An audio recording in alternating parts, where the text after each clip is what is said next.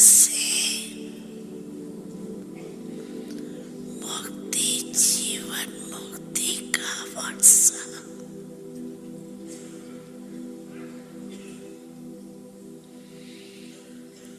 इस समय ही प्राप्त होता है।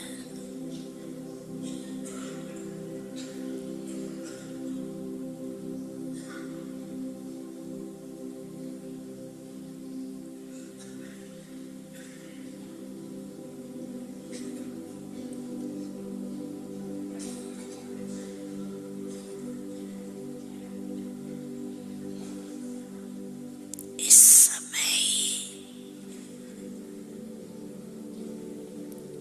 मास्टर मुक्ति, जीवन मुक्ति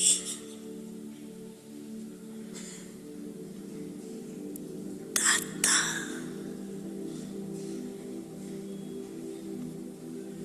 बनना है, बने हैं और बनना है।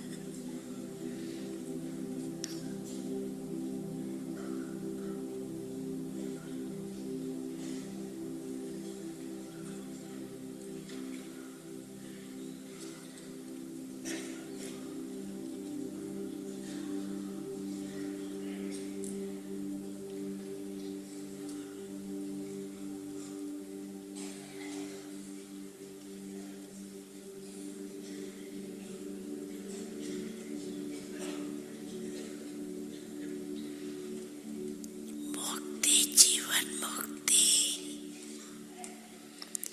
के मास्टर दाता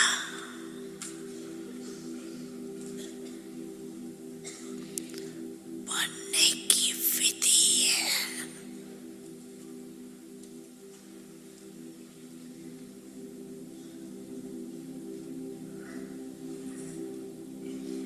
सेकंड में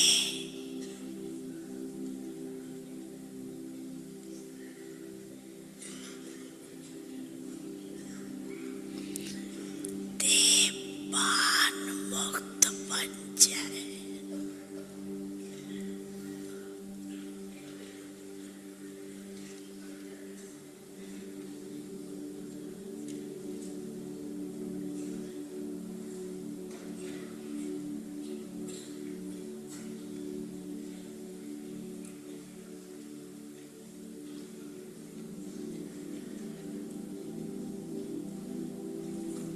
इस अभ्यास की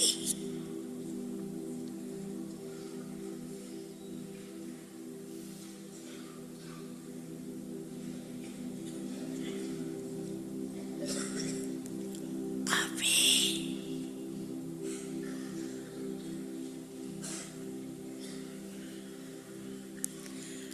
आवश्यकता है।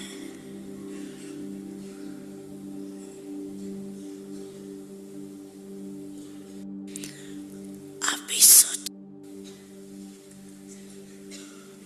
एकाग्र करने जाओ।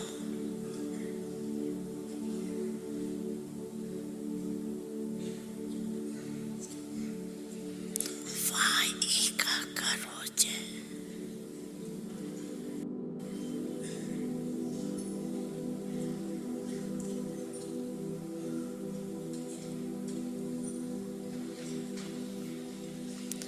साइंस वाले तो रॉकेट द्वारा आप ब्रह्मांडमय तीनों लोक तक पहुंच सकते हो।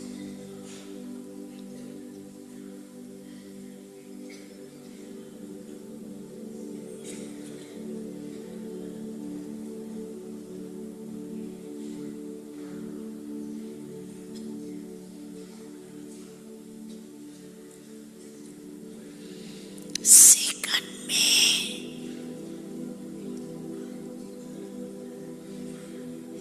सूक्ष्म लोक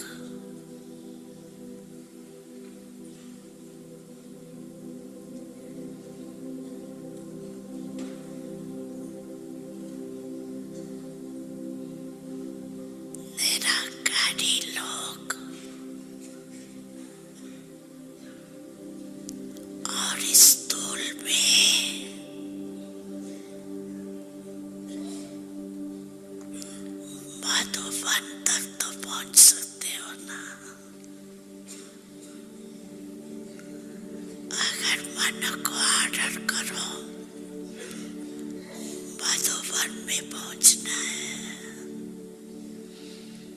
तो सेकंड में पहुंच सकते हो, मन से, तन से नहीं, मन से।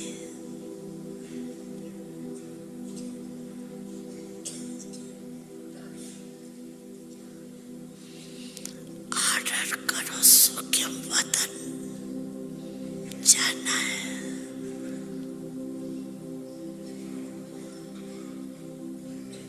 तेरा गाड़ी वतन में जाना है।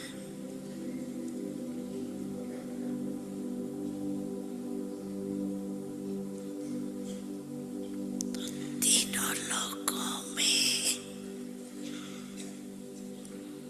जब जाए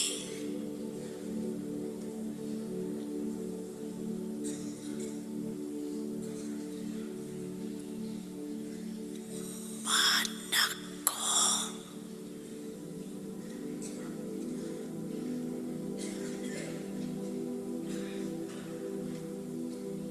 पहुंचा सकते हो। है प्रैक्टिस।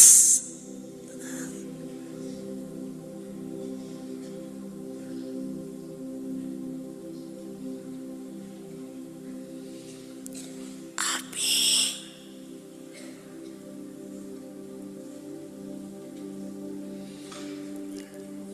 इस अभ्यास की आवश्यकता ज्यादा है।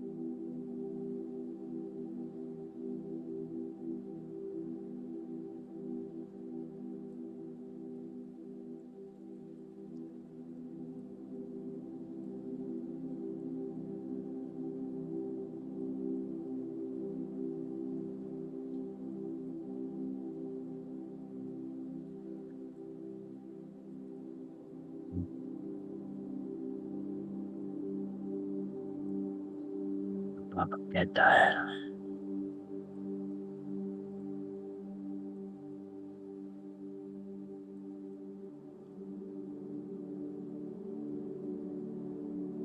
कि मन के ऊपर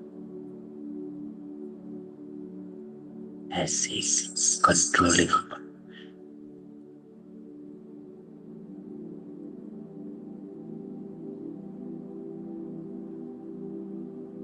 सेकंड में ये भाव मुक्त बन जाए।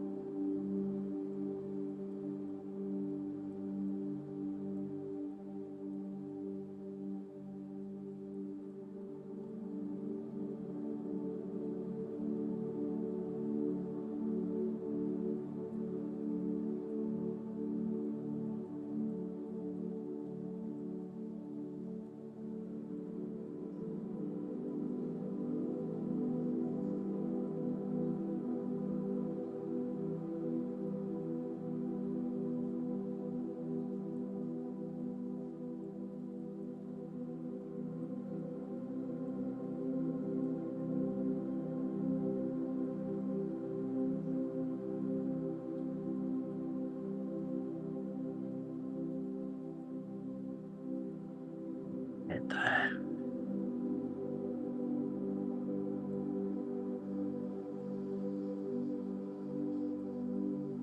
ये मुक्ति जीवन मुक्ति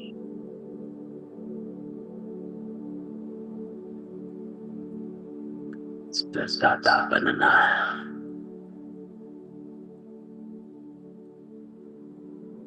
सेकंड में ये बाउंड से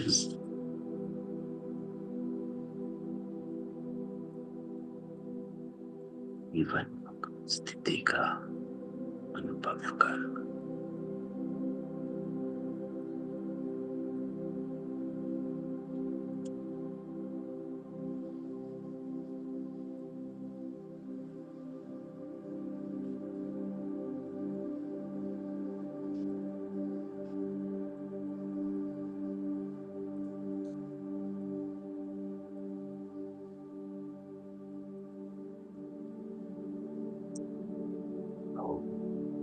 शांति।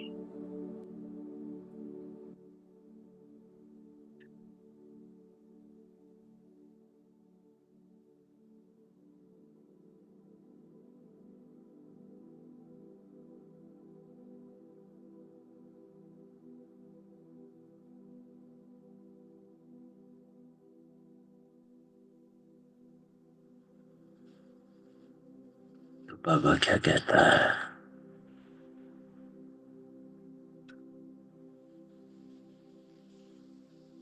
ये जो अभी बाबा के महावाक्य सुने,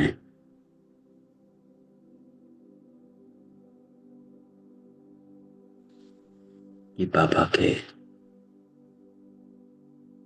कल की मुरली के हैं। कल बाबा कहता है इस सेकंड में देहभाव से मुक्त होना।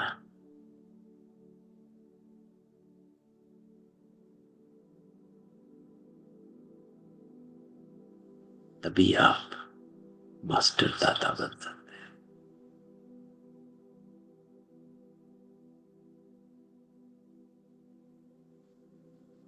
पिछले संडे भी बाबा ने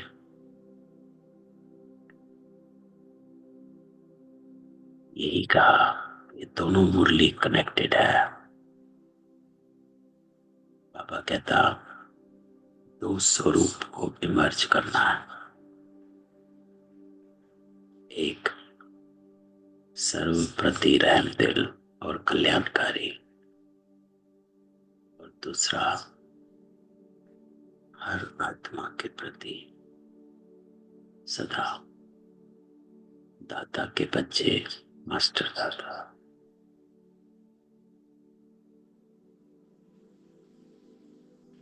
लेकिन ये दो स्वरूप बाबा कहता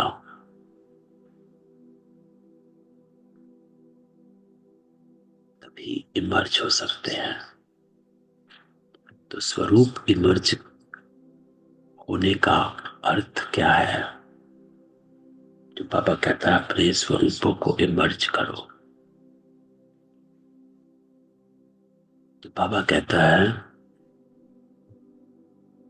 कि स्वरूपों को इमर्ज करना अर्थात वो बन जाना।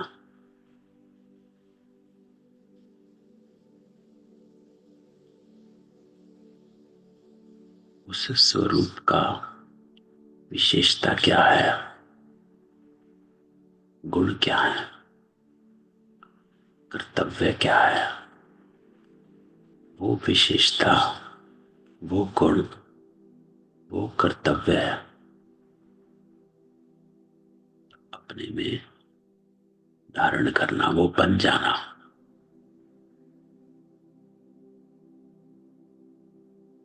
दिल बन जाना, कल्याणकारी बनना। जब सर्व के प्रति आपके मन में शुभ भावना, शुभ कामनाएं है ना, जिसमें बाबा ने क्या कहा, आप बच्चे अपनी शुभ भावना, शुभ कामना द्वारा, चाहे वाइब्रेशन वायुमंडल द्वारा,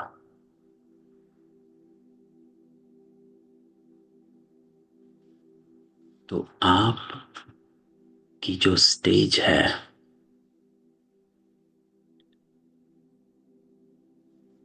आपकी जो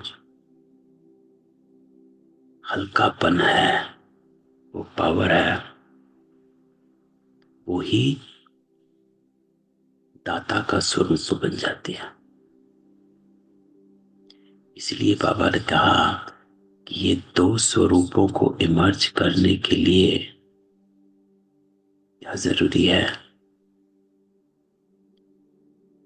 बेहद का वैराग।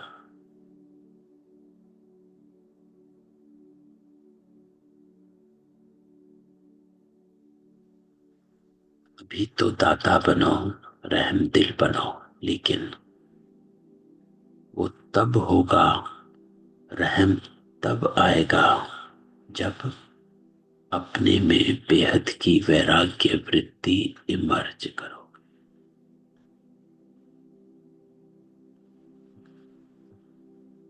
बेहद का वैराग अर्थात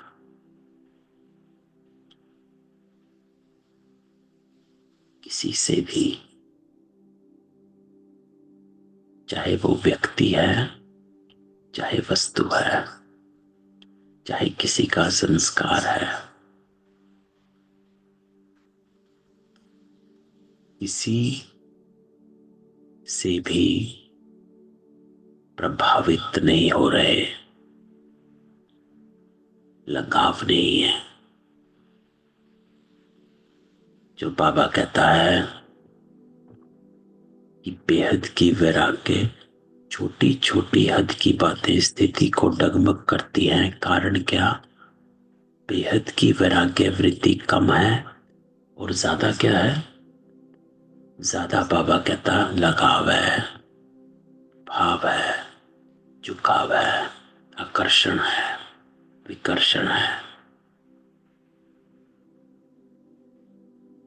तो वैराग की चेकिंग यही है कि आपको अफेक्ट नहीं हो रहा कुछ भी। अगर किसी का कुछ भी अफेक्ट होता है, इसका अर्थ बेहद का वैराग नहीं है, अभी कहीं ना कहीं लगाव है।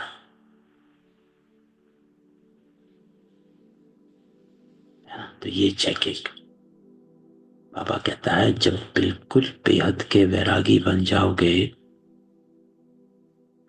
वृत्ति में भी वैरागी अर्थात इंटेंशंस। कई बार इंटेंशंस होती है ना कि सही हो जाए, बाहर से बेशक हम डिटैच समझते हैं या करते हैं, लेकिन अंदर की इंटेंशन भी बाबा कहता, नहीं तो सूक्ष्म में भी इंटेंशन होती है कि ये सही हो जाए, ऐसा हो जाए, वैसा हो जाए।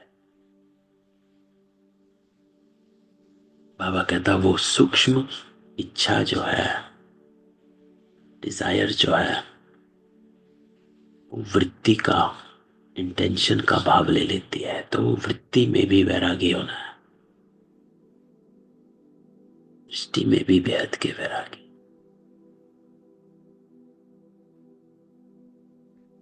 संबंध संपर्क में भी, सेवा में भी, तभी ये होगा।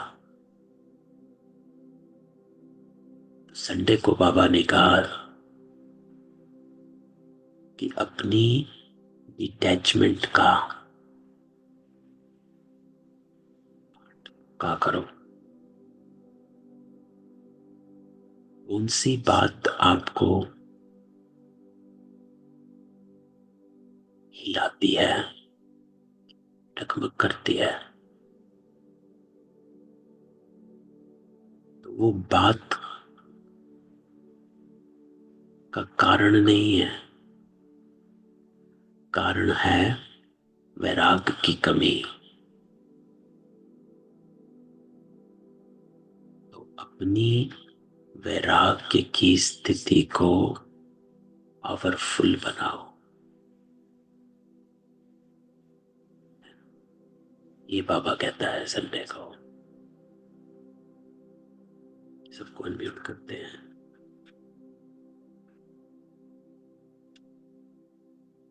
तो हमें ये पुरुषार्थ करना है। पुरुषार्थ क्या है? वैरागीपन का।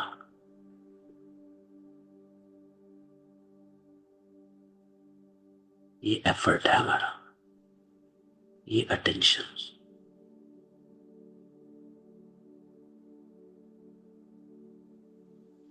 जब वैयत का वैराग होगा, योगी की सबसे पहली निशानी होती है वैराग। जब बेहद का वैराग होगा तभी आत्म अभिमानी स्थिति में रह सकते हो,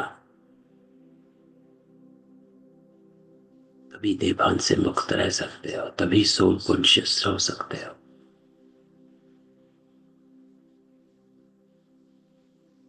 तो हमको बेहद का वैराग,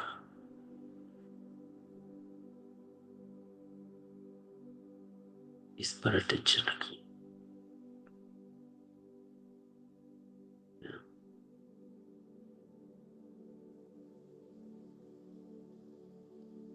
मंडे को बाबा इसी बात पर क्या कहा बाबा ने कि सब बच्चे मिट्टू मियाँ मिट्टू बनते कि हम तो पावरफुल हो गए हैं, तैयार हो गए हैं।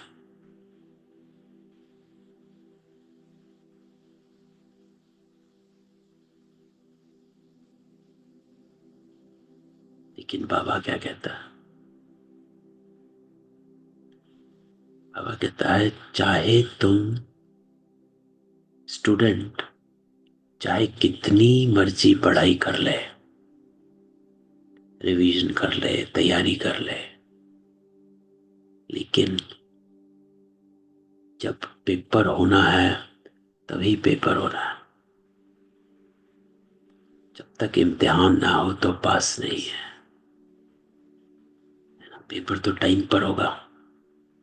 ये तो है नहीं आज मैं तैयार हूं, आज मेरा पेपर ले लो, ऐसा नहीं है।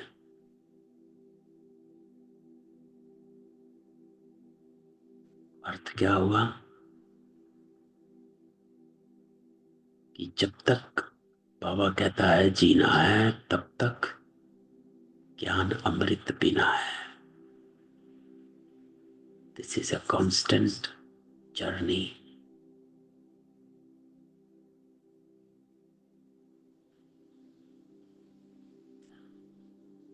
तो ये यात्रा है।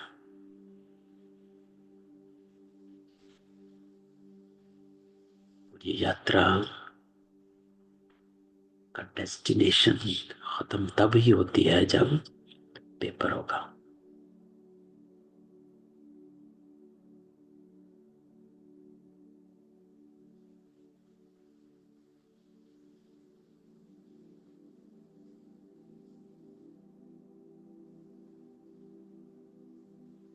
तो बाबा हमको कहता है मंडे को भी बाबा ने क्या कहा, बाप तुम बच्चों को बेहद में ले जाने लिए बेहद की बातें सुनाते, तो तुम अपनी बुद्धि को बेहद की बनाओ।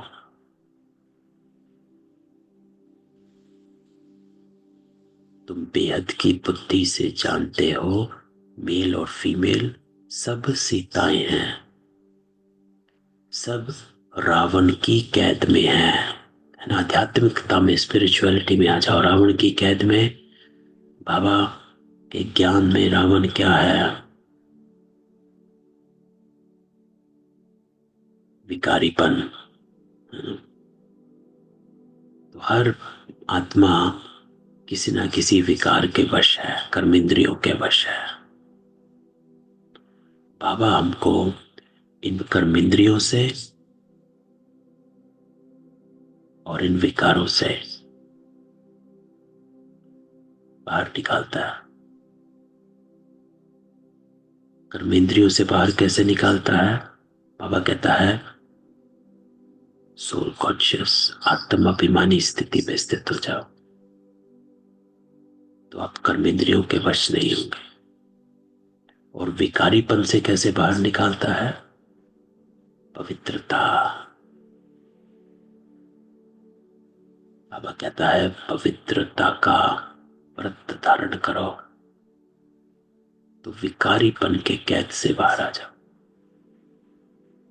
है ना। तो बाबा हमको ये दो बातों से इन सबसे बाहर निकालता।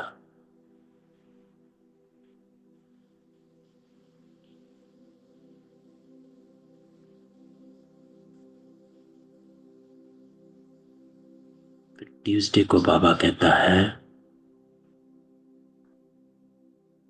कि बाबा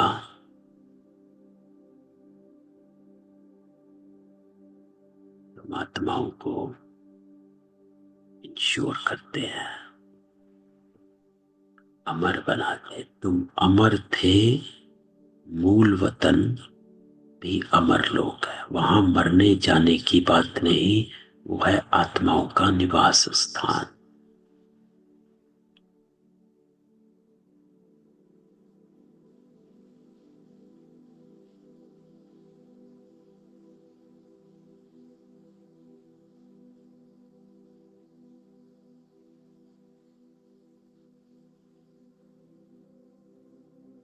बाबा कहता, ट्यूसडे को बाबा कहता, तुमको समझाते समझाते कितने वर्ष हुए, कितना समय से ज्ञान में हो,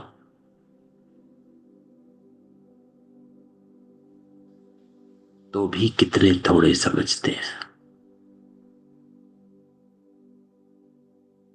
फिर बाबा इंटरेस्टिंग बात कहता है कि इतने वर्षों से समझा रहा हूं, फिर भी थोड़े समझ रहे हैं, लेकिन है भी सेकंड में समझने की बात।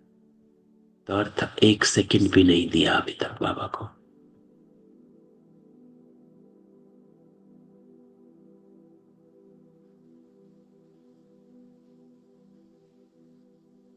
रियलाइजेशन सेकंड का है, इसका मतलब 1 सेकंड, वो सेकंड अभी तक नहीं आया। टाइम लगा दिया, लेकिन वो सेकंड अभी तक आपका नहीं आया।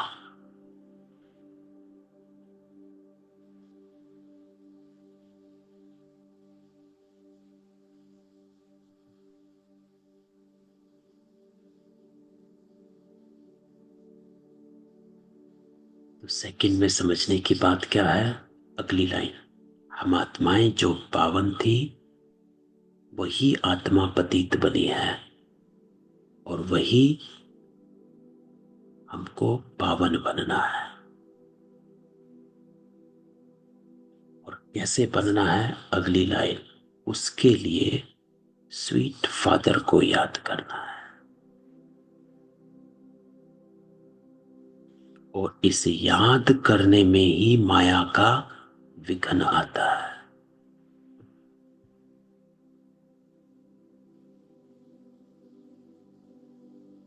वो आपको बाबा से अलग करती है, डिटैच करती है। माया कहती है ना, हियर नो बाबा।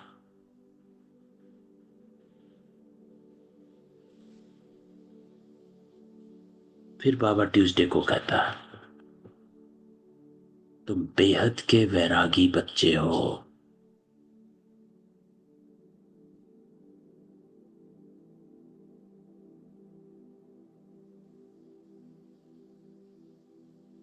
तो अटेंशन, वैराग,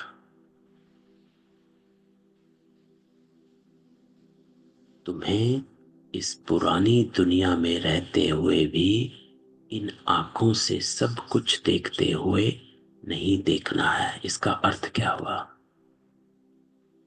यह है वैराग की डेफिनेशन।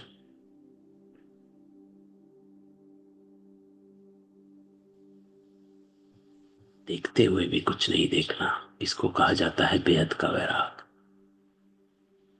अर्थात साधारण आत्माएं जो हैं, वो सामने जो हो रहा होता है वो देखती हैं, सुनती हैं और उसके प्रभाव में आती हैं। क्या हो रहा है, क्या सुना। लेकिन आप वैरागी बच्चे, वो सब देखते हुए भी नहीं देखना, अर्थात किसी भी बात के प्रभाव में नहीं आना। देखते हुए भी नहीं देखना, इसको कहा जाता है। सुनते हुए भी नहीं सुनना, इसको कहा जाता है। किसी ने कुछ कहा और आप प्रभाव में आ गए, इसका मतलब आप वैरागी नहीं है अभी तक।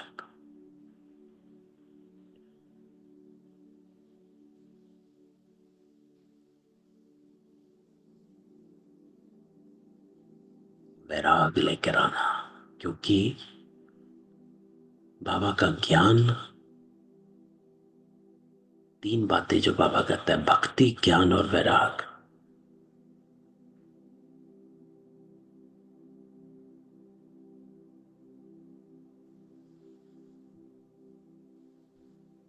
तो ज्ञान की प्रारब्ध चलती है सतयुग त्रेता, भक्ति चलती है द्वापर कलयुग, संगम युग वैराग का युग है।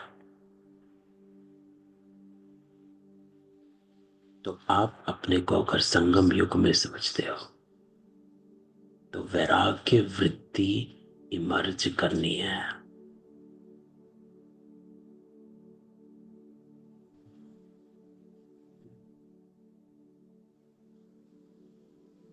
तो ये बाबा ट्यूसडे को भी हमको बताता।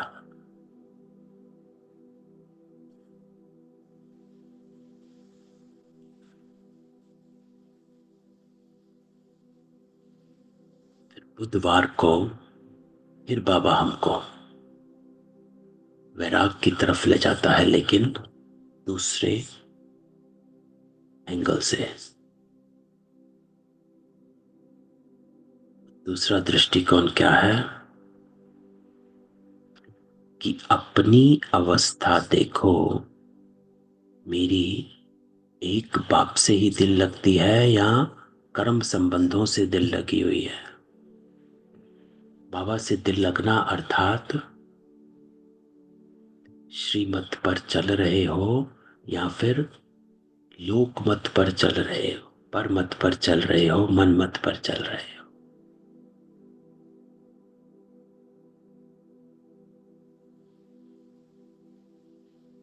अर्थात वैराग लाओ, जिसको बाबा ने इंपॉर्टेंट कहा, दो बातें, योग और चलन।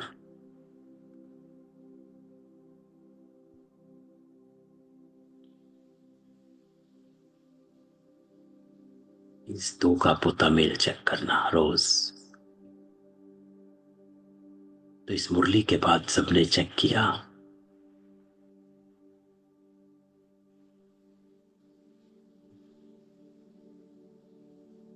अपने को देखना है। योग कितना लगता है। जितना योग उतना विकर्म विनाश, उतने पवित्र। जितना योग लगाओगे पवित्र बनेंगे और योग बढ़ता जाएगा। योग क्या है? याद है। क्योंकि अगर बुद्धि अपवित्रता में भटकी हुई है, अपवित्र संकल्पों में है, दुनियावी संकल्पों में है, तो याद दुनिया ही आती है ना। बाकी आत्माएं याद आएंगी, काम याद आएंगे, बाकी चीजें याद आएंगी। तो बाबा कहता है कि कॉन्शियसनेस प्योरिटी की तरफ है या इम्प्योरिटी की तरफ है। तो अगर कॉन्शियसनेस प्योरिटी की तरफ है, पवित्र नहीं बनेंगे तो योग भी लगेगा नहीं। तो अगर प्योरिटी की तरफ है तो बाबा ही, क्योंकि there is nothing pure in this world, तो बाबा ही याद आता है। तो बस हर तरफ से वैरागीपन होता है।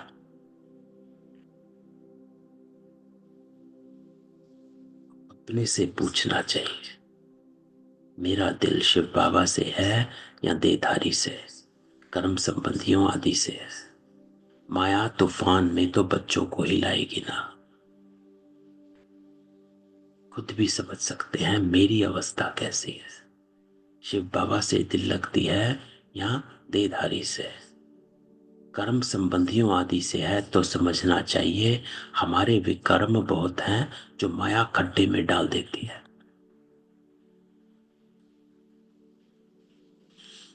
क्योंकि आपका योग, बाबा कहता है, याद इसीलिए भटकती है क्योंकि आपका संस्कार कड़े हैं, अर्थात विकर्म बहुत है। क्योंकि जिसने ज्यादा विकर्म किए उसके संस्कार ज्यादा कड़े हैं, टूटने में टाइम लगेगा।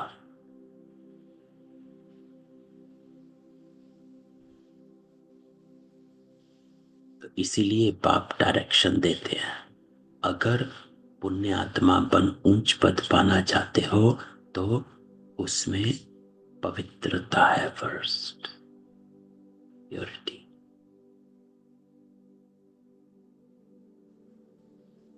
आए भी पवित्र, जाना भी पवित्र।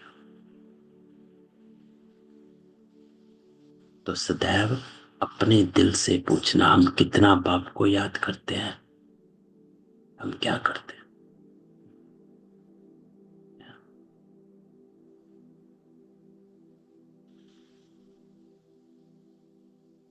तो बाबा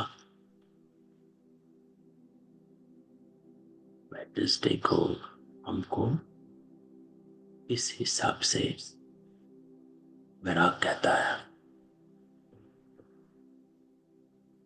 बाप का डायरेक्शन है हियर नो इविल। माया कहती है हियर नो बाबा की बातें। माया का डायरेक्शन शिव बाबा का ज्ञान मत सुनो। और ये डायरेक्शन कैसे आता है? भिन्न भिन्न तरीके से आता है।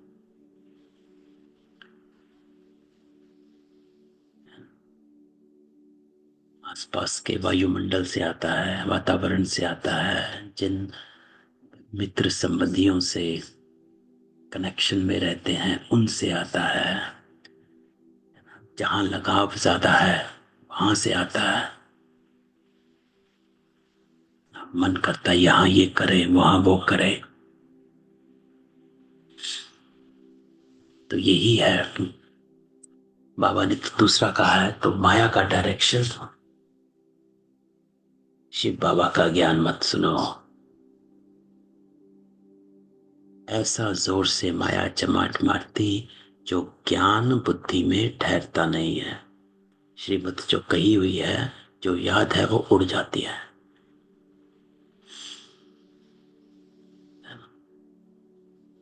तो बाबा पूरे हफ्ते हमको वैरागीपन सिखाता है, डिटैचमेंट।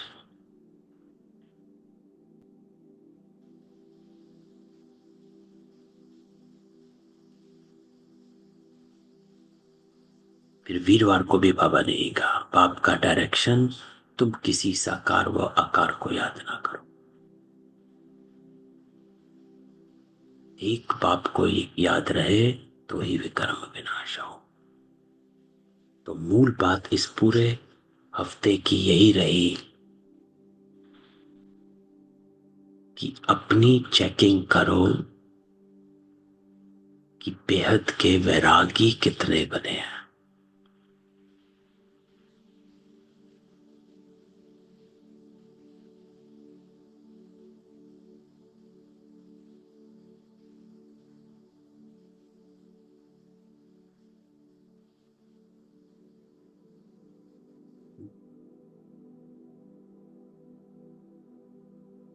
कल बाबा क्या कहता,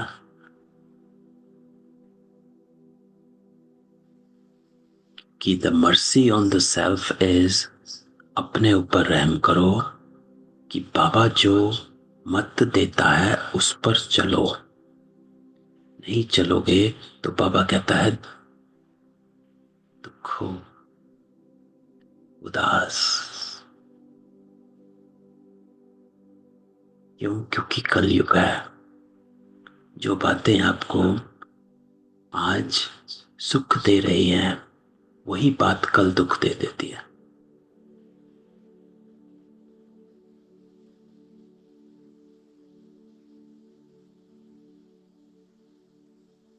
माया रूपी श्रावण जो है वो श्रापित दुखी बना देता है, अल्पकाल का सुख होता है।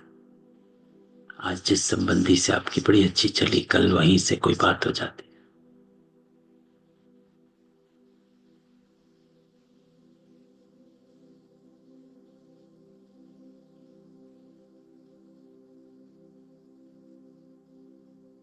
तो बाबा कहता है कि जब आप बाबा की मत पर नहीं चलते हो तो बुद्धि को ताला लग जाता है,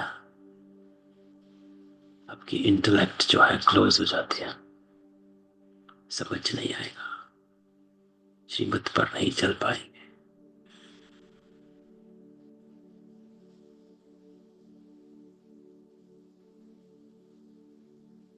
और आज की मुरली,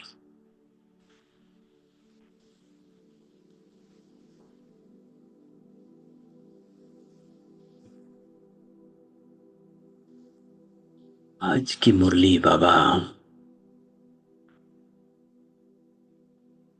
की बहुत पावरफुल मुरली है,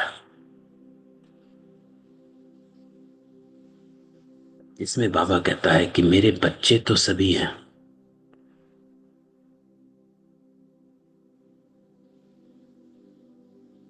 लेकिन उसमें कोई फेथफुल है, कोई नहीं है, कोई वफादार है, कोई नहीं है।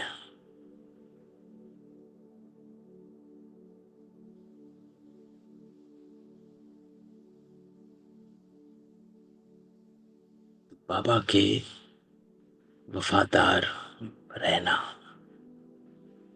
आज की मुरली में बाबा कहता कि बाबा तुमको 3 चीजें देता है।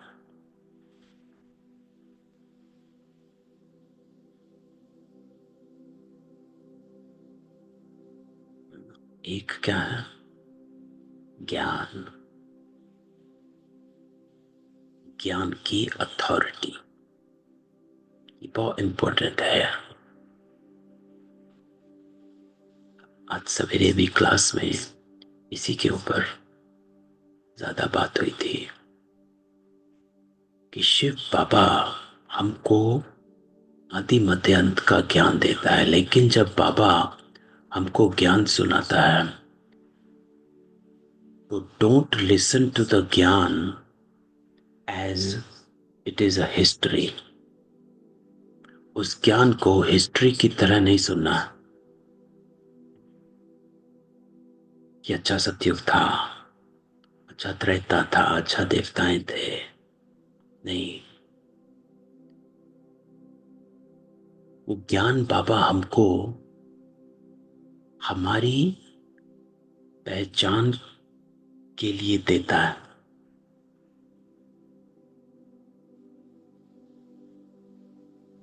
उस ज्ञान को जब सुनते हो, बाबा कहता है, तो उस ज्ञान में अपने को इमर्स करो कि वो मेरी कहानी है। उससे बाबा हमको हिस्ट्री सुनाने नहीं आया है कि भैया ऐसे था, ये कल्प ऐसे चलता था। बाबा हमको हमारी हिस्ट्री में ले जाने आया है। हमारी हिस्ट्री है तो फर्क पड़ जाता है। एक है आप किसी की बायोग्राफी सुन रहे हो, दूसरा है आपकी अपनी बायोग्राफी। अंतर है।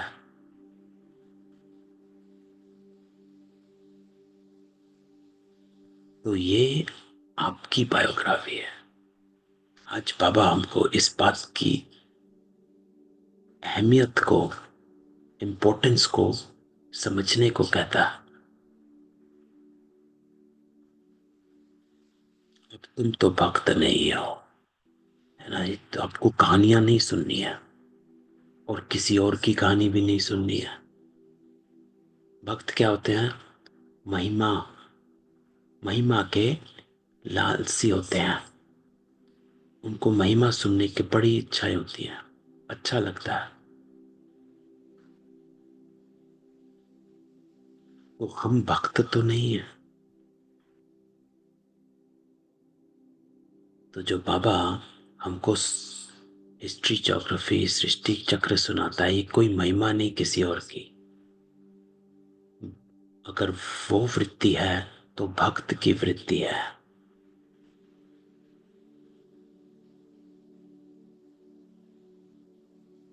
तो बाबा कहता है कि मैं तुझे तेरी कहानी सुनाता हूं। तो व्हेन यू लिसन टू बाबाज मुरली, उस बात को इमर्ज करो। तो बाबा, तभी आप वो ज्ञान की अथॉरिटी बनोगे। ये एक, तीन बातें बाबा देता है। दूसरी बात बाबा ने क्या कहा? माइट। बाबा तुमको माइट देता है, शक्ति देता है।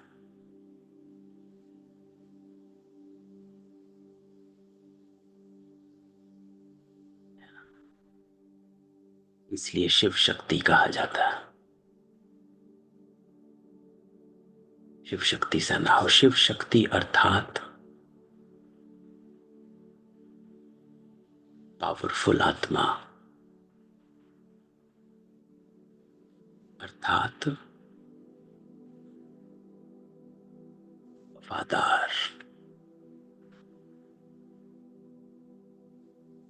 वफादार रहो तो पूरी माइट मिलेगी, माया पर जीत होती जाएगी। For that you have to be, बाबा कहता, फेथफुल।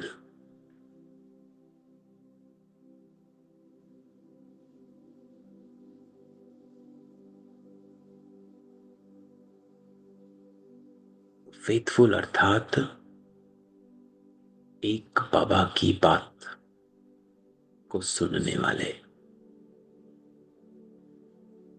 किसी और की बात को ना सुनने वाले, वो है वफादार। बाबा ने एग्जाम्पल दिया, स्त्री के सिवाय पति के और अथवा पति के सिवाय स्त्री की और तरफ दृष्टि जाए तो उसको बेवफा कहेंगे। अब यहां भी है बेहद का बाबा, उनके साथ बेवफादार और वफादार दोनों रहते हैं। तो बाबा कहता है मेरे दोनों बच्चे हैं यहाँ पे, कुछ वफादार हैं, कुछ बेवफादार भी हैं। मेरी भी सुनते हैं और बाहर की भी सुनते रहते हैं। लेकिन अगर मेरी सुनोगे तो माइट मिलेगी, किसी और की सुनोगे तो माइट नहीं मिलेगी। तो इंपॉर्टेंट है।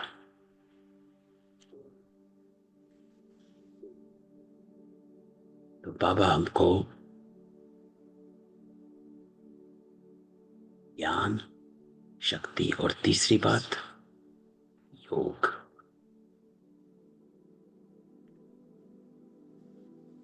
योग सिखाता है connection, connection with the supreme, परमात्मा के साथ अपने को कैसे कनेक्ट करना है, जोड़ना है, कैसे उसके साथ कंबाइंड रहना है।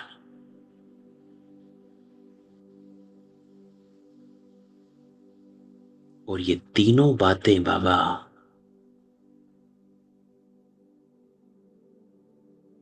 कहता, अगर ये 3 बात आप मुझसे लेते हो तो क्या होगा। अब ये चेकिंग है कि हम ये तीनों बातें बाबा से लेते हैं।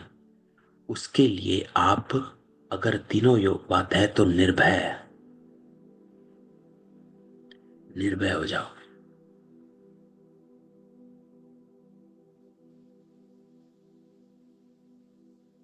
अडोल, आपकी अवस्था अडोल, अचल अडोल।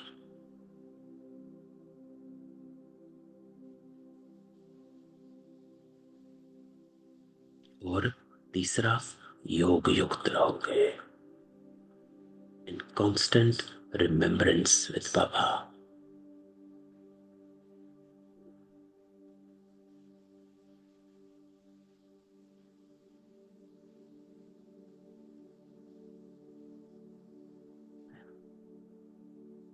और ये तीनों बातें जब आती हैं तो बाबा हमको क्या बनाता है। आज बाबा कहता है कि तुम सब वानप्रस्थी हो। और ये वानप्रस्थी अर्थात वाणी से परे अवस्था वाले, अर्थात वाणी से परे घर को और बाप को याद करने वाले। बाबा हमेशा कहता है कि मुझे परम धाम में याद करो। क्यों करो, याद करो? क्योंकि वो ही एक जगह है जो वाणी से परे है, बियॉन्ड साउंड। तो ये सारी बातें जो आज की मुरली बाबा ने कही कि मैं मुझसे, सबसे पहले बाबा ने क्या कहा, वफादार। बाबा हमको 3 बातें देता है, ज्ञान, योग और माइट। और वो 3 बातों से बाबा हमारी अवस्था निर्भय, अडोल और योग युक्त बनाता है। और जब ये अवस्था बन जाती है तो तुम क्या बन जाते हो, वानप्रस्थी। तो बाबा हमको वानप्रस्थी बनाने आया है, अल्टीमेट डेस्टिनेशन।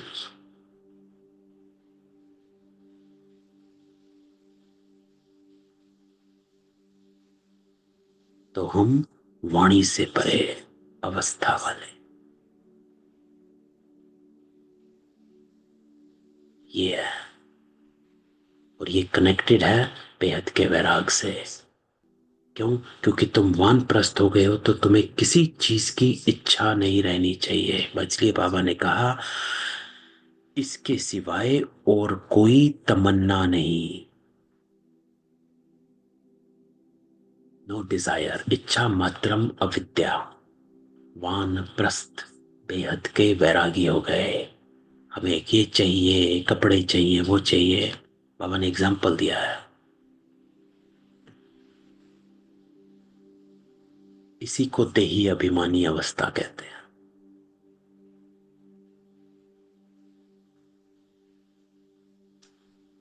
कौन सी? वाणी, वानप्रस्थ अवस्था, जहां पर कोई इच्छा नहीं है। आत्मा अपने निज स्वरूप में साइलेंस में है, in its pure stage.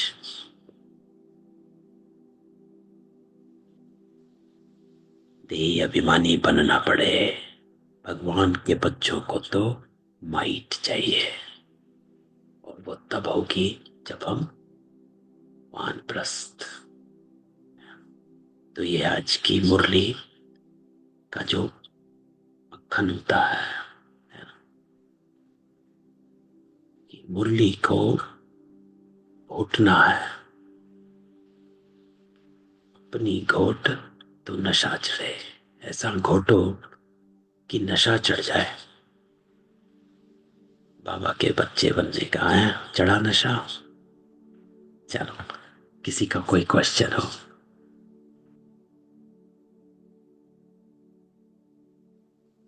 Om Shanti भाई जी। ओम शांति। वो इमर्ज और मर्ज वैराग्य, तो ये अ, उसका जरा स्पष्टीकरण चाहिए कि कब मर्ज करना है और कब इमर्ज करना है संगम युग में। इसको वैराग को, वैराग्य को। वैराग्य हाँ, तो इमर्ज ही रखना है। मीन्स मर्ज, मर्ज और इमर्ज का मेरे को जरा स्पष्टीकरण चाहिए था शब्दों का। तो इमर्ज जो होता है, इमर्ज का अर्थ होता है उभारना, मैं कि वो जागृत करना क्या? जागृत करना, एक्टिवेट करना, है ना। हाँ हाँ एक्टिवेटिंग द कॉन्शियसनेस इज हाँ इमर्ज, है ना। हाँ। जागृत करना कि उसको ही ऊपर लेकर आओ, उसी हम्म। फॉर्म में आ जाओ। और मर्ज जो होता है, मर्ज होता है मारना, खत्म करना। हाँ, मीन्स वो उसका ख्याल भी नहीं करना, ऐसे। कि वो खत्म हो जाना चाहिए। इसलिए ना, इच्छा मात्रम अविद्या, हाँ मनना हाँ ही नहीं, आज बाबा ने कहा, है ना। फिर बाबा शब्द यूज हाँ करता है, उसकी विद्या भी नहीं रही कि वो होता क्या है, मतलब तुम्हें पता ही हम्म। नहीं है वो होता क्या है ना। हाँ जैसे आज हमें कई दुनिया के बारे में कोई कहे, मार्स क्या है, मून क्या है, अंटार्कटिका क्या हाँ है, आर्कटिक सर्कल हाँ। क्या है, हमें पता ही नहीं है। हम्म। इस तरह से हो जाना चाहिए कि हाँ। विकारीपन क्या होता है हमें पता ही नहीं है, अपवित्रता हम्म। क्या होती है हमें पता ही नहीं है। हम रहे ही पवित्र तो हमें पता ही नहीं क्या होता है। इस तरह से वो मर्ज हो जाए चीजें, है ना। कि वो ऐसा उसका ऐसा। ख्याल भी नहीं आया। कि जैसे हाँ हाँ अगर हाँ छोटा सा एग्जाम्पल दें, कि अब हाँ हमें अशुद्ध भोजन का ख्याल भी नहीं आता है ना। हाँ हाँ तो इस तरह से मर्ज हो जाए बातें, हाँ हाँ। Okay okay. है ना। हाँ हाँ। ओम शांति भाई जी। शांति। वो बोले थे क्या डिस्कस करेंगे? अच्छा, आपका जो वीडियो है वो डिस्कस करो।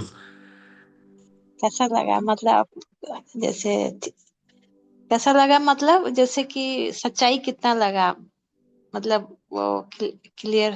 तो गोपी बहन का वीडियो है वो, हाँ जी या जी दूसरा? जी। गोपी बहन नहीं का। नहीं, गोपी गोपी बहन का, गोपी बहन का। हाँ, देखो गोपी बहन का जो वीडियो है, उसमें उस बात को उतना ही नहीं सुनना है। अब उसको चलाता हूं मैं आपको, और फिर बाबा का ज्ञान बाबा पूरा देता है ना। जो आपने क्या समझा वो बताओ, क्योंकि इसमें सबसे इम्पोर्टेंट बात यह है कि जो दादी कहती है कि वो सूक्ष्म वतन, मूल वतन अंदर है आत्मा के, है ना, वो बात है ना। ये हाँ जी तुम्हारे जी जी। भीतर है। उसका अर्थ हम्म। क्या है, आप बताओ। ये आपने क्या तो समझा जैसे उसका अर्थ? क्योंकि आपने जैसे एक बार देखिए, पहले भी एक ऐसा ही वीडियो भेजा था, है ना, जिसमें किसी और का था, जिसमें वो इसके ऊपर थोड़ा सा कुछ और बोल रहे थे। तो आप बताओ आपने क्या समझा अभी जो गोपी बहन ने कहा कि हमारे अंदर है। ये जो पहले तो जब हम लोग ज्ञान लेते हैं तो चूंकि माइंड का जैसे कि है रहता है कि हाँ ऊपर में सूक्ष्म वतन, फिर मूल वतन, तो फिर माइंड को पता रहता है, बुद्धि वैसे ही संकल्प करते हैं, मतलब विजुअलाइज करते हैं, मन संकल्प करता है, और इस तरह से होता है ना। हाँ और फिर अभी जैसे कि मैं भी फर्स्ट टाइम जब सुनी, मतलब ये बात, अभी तो जैसे ये सेकंड टाइम, मतलब इसके पहले भी मैं जब सुनी थी तो मुझे भी थोड़ा सा फर्स्ट टाइम सुनने से थोड़ा सा माइंड सेट नहीं होता है ना, मतलब अजीब सा लगता है कि ये क्या बोल रहे हैं। फिर उसको बार मतलब मन में सोचे, रियलाइज किए, तो फिर लगा कि असल में ये जैसे कि स्थिति, जैसे हमारा सूक्ष्म वतन, मूल वतन आत्मा का स्थिति है। तो हम जैसे अंदर जाना, मतलब हमको अपना ही स्थिति, मतलब आत्मा का जो ओरिजिनल स्थिति है, मतलब वो मूल वतन है ना। और वो जैसे कि उसका जो सूक्ष्म संकल्प जो चलते हैं वो सूक्ष्म वतन, और फिर हम जब शरीर में आकर के जो कर्म करते हैं वो स्थूल वतन।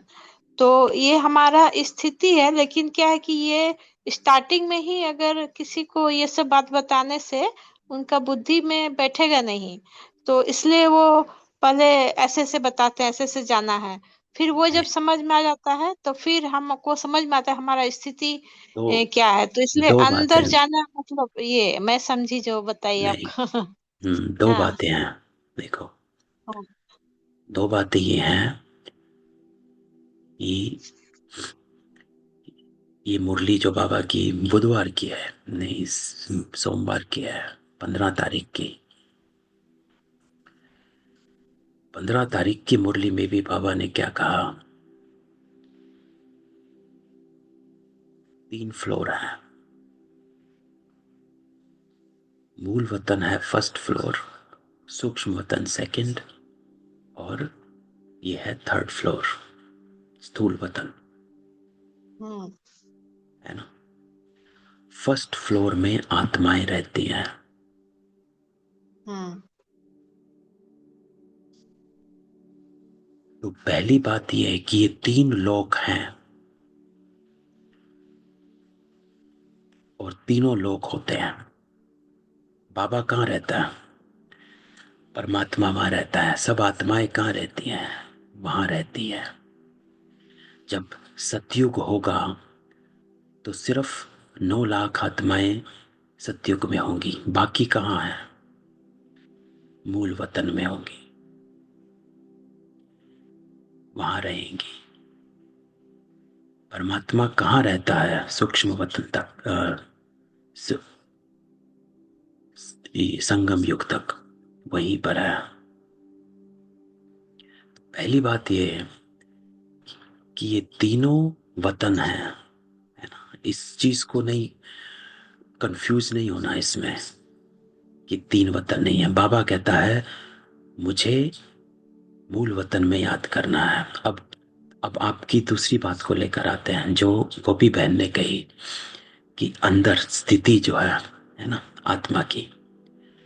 तो वो इसलिए बात जो दादी कह रही है, वो दादी क्या कह रही है उसको सुनते हैं, है ना। दादी क्यों कहती है ये, उसके लिए बाबा ने हमें क्या कहा है कि सबसे पहले आत्मा को लो, कि आपकी आत्मा 84 जन्म का पार्ट प्ले करती है ना। हम्म। और ये 84 जन्म का पार्ट आत्मा में नूंदा हुआ है ना, नूंदा हुआ। हम्म। बाबा कहता है ना। तो अभी आप लेट्स से 84वां जन्म प्ले कर रहे हो, है ना। हम्म। लेकिन आपकी आत्मा में बाकी 83 जन्म का पार्ट जो था वो नूंदा हुआ है, वो अभी आत्मा में ही है। लेकिन इमर्ज कौन सा है? लास्ट, अभी जो 84। जन्म चल रहा है ना। लेकिन बाकी सब जन्म आपको याद भी नहीं है ना। याद नहीं है ना, बुद्धि इमर्ज नहीं कर रही। हम्म। बाबा सत्युग कहता है फिर भी आप अपने आप को देख नहीं पा रहे हो। सत्युग में आपका वो हम्म। पार्ट, आत्मा आपको लेकर नहीं आ रही है, प्रत्यक्ष नहीं कर रही है ना। लेकिन आपकी बुद्धि में है, क्योंकि आपका ही पार्ट है। और ये 84 जन्मों का पार्ट आत्मा में नूंदा हुआ है। It is deep within the soul, है ना, नूंदा हुआ है ना। हम्म। इसी तरह से दादी का कहना का भाव क्या है, जब आप संगम पर हो तो आत्मा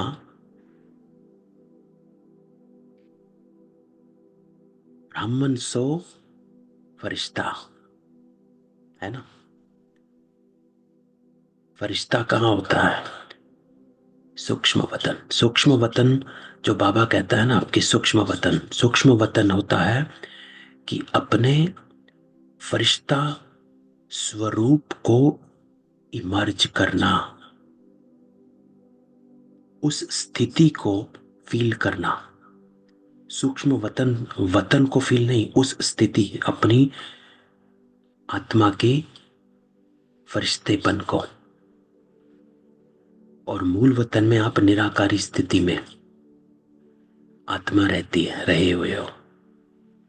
तो मूल वतन में अपनी निराकारी स्थिति में स्थित हो जाना। तो दादी ने जो कहा कि अपने अंदर जाना है,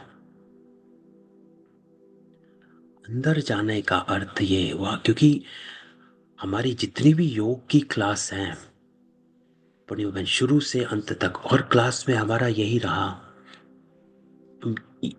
यही बाबा हमसे कहलाता रहा कि yog is realization, it is not visualization, it is realization. हमारा हमेशा इस बात पर वो रहा कि रियलाइजेशन योग है, विजुअलाइजेशन योग नहीं है। देखना दिखाना छोड़, हम तो कई बार कहते कहाँ भागते फिरते रहते हैं। रियलाइज किया, योग में बैठे। आज सवेरे का जो योग था, उसको भी जब हम योग में बैठते हैं, हमारी वृत्ति ये होनी चाहिए कि मुझे अपने आप को महसूस करना है। I have to realize my self. तो वो रियलाइजेशन, जो ये वतन की बात आती है, जो दादी ने कही कि अपने अंदर जाना है, और अपने अंदर इन तीनों चीजों को, लेकिन उसमें 5 जो अवस्था गोपी बहन ने बताई, वो 5 अवस्था क्या है? साक्षीपन, देह अभिमान से दूर, दृष्टा बन जाना, है ना। तो ये क्या है? Is to detach your self from everything outside. Outer world से डिटैच हो जाओ, इनर वर्ल्ड में आ जाओ। और आत्मा का इनर वर्ल्ड जो है, जो शरीर, इनर वर्ल्ड क्या है? जब आत्मा इस शरीर में नहीं होती है, वो है इनर वर्ल्ड। सूक्ष्म वतन में शरीर नहीं है, मूल वतन में शरीर नहीं है, लेकिन आत्मा है, वो दोनों वतनों में जाती है। वी गो टू मूल वतन वाया सूक्ष्म वतन, है ना, and we come back to Satyug via Mool Vatan, है ना। तो आत्मा इन सब वतनों में जाती है, होती है, लेकिन शरीर में नहीं है। वो अपनी स्थिति, जो आत्मा बॉडीलेस है इन दोनों जगह, और सूक्ष्म में फरिश्ता और मूल में निराकारी। तो दादी कहती है अपने अंदर जाओ, अर्थात रियलाइज करो अपने फरिश्तेपन को, अपने निराकारीपन को। फील द स्टेट, वो दादी कह रही है इसमें। इसलिए ये इस जो जो ये कन्वर्सेशन है गोपी बहन और दादी की, इसको स्थूलता में नहीं लेना, इसको सूक्ष्मता में लेना है। स्थूलता में लेंगे तो अच्छा वो वतन ही नहीं है, कुछ भी नहीं है, हम हैं, ऐसे हैं, नहीं। स्थूलता में, डीपनेस में चले जाओ। इसलिए हमने कमेंट किया था कि डीप में जाओ इसके, क्योंकि इन बाकी 2 वतन में शरीर नहीं है। तो बॉडीलेस स्टेज में आत्मा अपने फरिश्ता स्वरूप और निराकारी स्वरूप में है, रियलाइजेशन में आना है। और वो फरिश्तापन क्या है? फरिश्तापन कोई वो नहीं है कि हाँ फरिश्ता बन गए, वो हल्कापन की स्थिति है, जिसको बाबा डबल लाइट कहता है। मन से भी हल्के, मन से भी लाइट, शरीर से भी लाइट, कोई भी बोझ नहीं। तो अर्थात जब आप योग में बैठते हो, अपने हर बोझ से अपने आप को हल्का करो कि मैं आत्मा इस जर्नी पर हूं, this is one of my stop. जो ये बॉडी है, जो आज का मेरा पार्ट है, वो एक स्टॉप है। दिस इज नॉट मी, है ना। ये तो मेरी जर्नी का एक स्टॉप है। नेक्स्ट स्टॉप मेरा सूक्ष्म वतन, और फिर मेरा मूल वतन, और फिर मैं सतयुग में आने वाली हूं। तो अपने आप को इस देहभान से डिटैच करने के लिए ये स्टेजेस में फील करने का है, ये करना है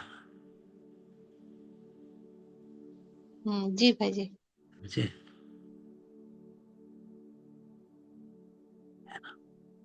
इस बात को सुनो, मैं चलाता हूँ, पता नहीं कितना सुनेगा, मैं फोन पर ही को याद है कि जब हम दादी जी के साथ बैठते थे तो हमने एक बारी दादी को प्रश्न पूछा था कि दादी, आप जब अंदर जाते हो, आप बहुत बारी बोलते हो कि सूक्ष्म वतन अंदर है, मूल वतन अंदर है, तो ये आप अंदर जाते हो तो क्या करते हो आप जब अंदर जाते हो?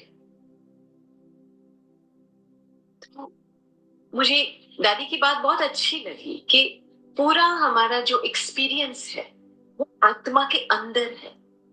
सूक्ष्म वतन का अनुभव, घर का अनुभव। यहाँ पर रुक जाओ कि हमारा जो अभी जो हमने बात करी एक्सपीरियंस जो है ना, ये वतन जो अभी हमने बात करी है ना, वो आत्मा के अंदर, जैसे आत्मा में 84 जन्मों का पार्ट नूंदा हुआ है ना पूर्णिमा बहन, वैसे ही आत्मा में सूक्ष्म वतन और मूल वतन का अनुभव भी अंदर है, नूंदा हुआ है ना। आत्मा फील्ड है, उसके अंदर है। Why do we all want to become pure again?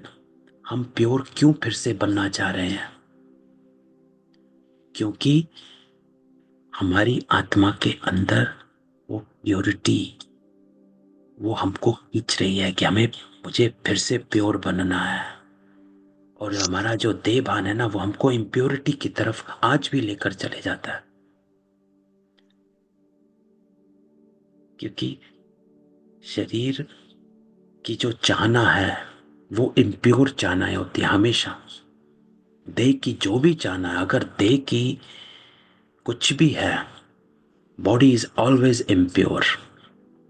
देह की सारी चाहना इम्प्योर है, तो हमें इम्प्योरिटी की तरफ लेकर आती है। लेकिन हमारी जो सोल है वो प्योर स्टेट की तरफ लेकर आती है। इसीलिए बाबा हमें कहता है कि सोल कॉन्शियस जितना रहोगे उतना ही आप प्योरिटी की तरफ खींचोगे, क्योंकि soul always want to go back to purity and body always try to bring soul closer to impurity.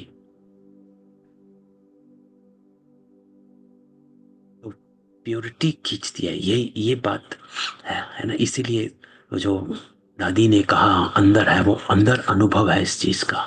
जैसे 84 जन्म नूंदे हुए हैं, वैसे ही ये अनुभव भी आत्मा में है।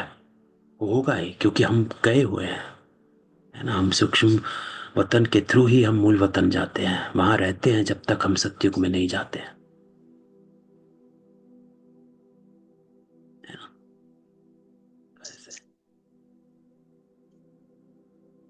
कंफ्यूज नहीं होना है, सिंपल है। लेकिन इस सिंपलिसिटी में क्या होता है कि कॉम्प्लेक्सिटी नहीं लानी है हमें। अपने आप को बाबा ने जो कहा, आज जो बाबा ने कहा वानप्रस्थ, वाणी से परे, और उसके लिए बाबा ने क्या कहा? तमन्ना।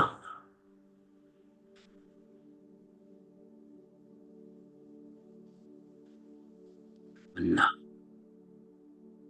सारा चीज का सार यही है कि खुद को आत्मा अनुभव करना और बाबा को याद करना, है ना। मतलब जितना भी ज्ञान है नरे बिल्कुल या यही है, जो भी बस और समझ कुछ है, नहीं है।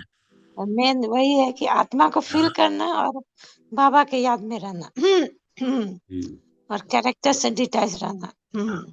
कल की मुरली इसी बात पर है, सारी मुरली। सेकंड में देवान से मुक्त हो, जीवन मुक्त स्थिति का अनुभव करो। कल की सारी मुरली इस बात पर है। इसलिए बाबा कहता है, कल की मुरली में भी बाबा ने ये कहा, और हमने आज का जो योग था अभी का, उस योग में भी इसी महावाक्य को चलाया।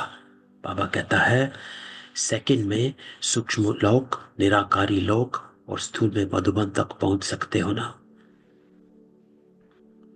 ऑर्डर करो, सूक्ष्म वतन जाना है, निराकारी वतन में जाना है, तो तीनों लोकों में मन को पहुंचाओ।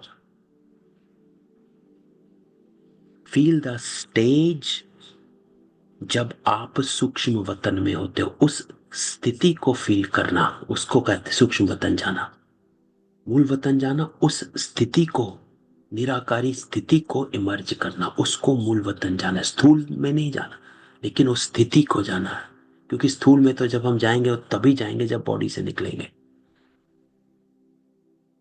लेकिन इस शरीर में रहते हुए भी उस स्थिति को फील करना। इसलिए बाबा ने क्या कहा, मन को पहुंचाना है। जब चाहो मन को पहुंचाओ, है ना। इसलिए ये मन और बुद्धि का योग है, स्थूल योग नहीं है ना। इसलिए हठ योग नहीं कहते हैं। हठ योग बुद्धि, बॉडी का योग है कि हम पहुंच गए।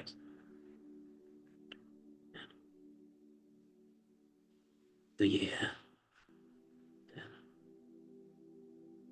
तो मुरली, जैसे आज हमने आज की मुरली की जो बात करी, जो डिटेल हमने डिस्कस करी, तो आज की मुरली बहुत पावरफुल है। उस बात से, उस बात को हमेशा बुद्धि में रखो जब मुरली को सुनते हो। और बाबा ने जो 3 बात बाबा देता है, ज्ञान की अथॉरिटी बनो,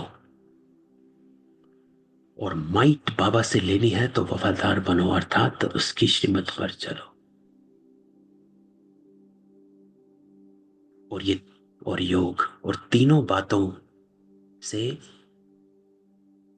जब तीनों बातें होती है तो बाबा हमको क्या करने आता है, हमें वानप्रस्थी बनाने आया है। अर्थात और कोई तमन्ना नहीं, वाणी से परे, जितना हो सके साइलेंस में रहने की कोशिश, है ना। चलो, ओम थैंक यू शांति। भाई जी, थैंक ओम यू। शांति।